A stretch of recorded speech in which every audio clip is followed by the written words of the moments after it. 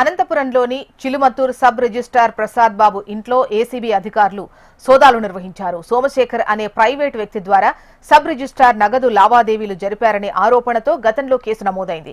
Court ఆదేశాల మేరకు ACB CI జయమ ఆధ్వర్యంలో చిలుమత్తూరులోని సోమశేఖర్ ఇంట్లో తనిఖీలు చేసి పలు రికార్డులను పరిశీలించారు. డీఎస్పీ ప్రసాద్ రెడ్డి ఆధ్వర్యంలో అనంతపురంలోని రాజహంస గోల్డ్ హోమ్స్ లో ఉన్న చిలుమత్తూరు సబ్ రిజిస్ట్రార్ ప్రసాద్ బాబు ఇంట్లో సోదాలు చేపట్టారు. బ్యాంకు లావాదేవీలు, ఇతర రికార్డులను పరిశీలించారు. ఆయా రికార్డుల ఆధారంగా వివరాలు సేకరిస్తున్నామని అధికారులు తెలిపారు. మీ అందరికీ తెలిసిందే, లాస్ట్ మంత్లో మనం చిలమత్తూరు సబ్ రిజిస్టర్ ఆఫీస్ మీద ఏసీబీ అధికారులు సర్ప్రైజ్ చెక్ కండక్ట్ చేయడం జరిగింది. అందులో దొరికినటువంటి కొంత సమాచారాన్ని బేస్ చేసుకొని గవర్నమెంట్కి రిపోర్ట్ పంపిస్తే ఆ సంబంధిత సబ్ రిజిస్టర్ అధికారి మీద కేసు రిజిస్టర్ చేయమని గవర్నమెంట్ ఆర్డర్స్ను పాస్ చేయడం జరిగింది.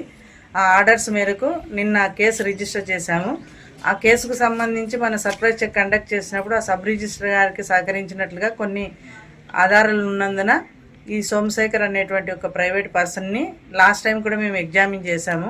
ఏదైనా ఈ కేసు ఇన్వెస్టిగేషన్లో ఉపయోగపడే ఇంక్రిమినేటింగ్ మెటీరియల్ దొరుకుతుందనే ఉద్దేశంతో కోర్టు యొక్క ఉత్తర్వుల మేరకు వాళ్ళ ఇంట్లో సోదాలు నిర్వహించడం జరుగుతుంది. బట్ మార్నింగ్ నుంచి చేశాము, ఏమి ఇంక్రిమినేటింగ్ మెటీరియల్ ఏమి దొరకలేదు.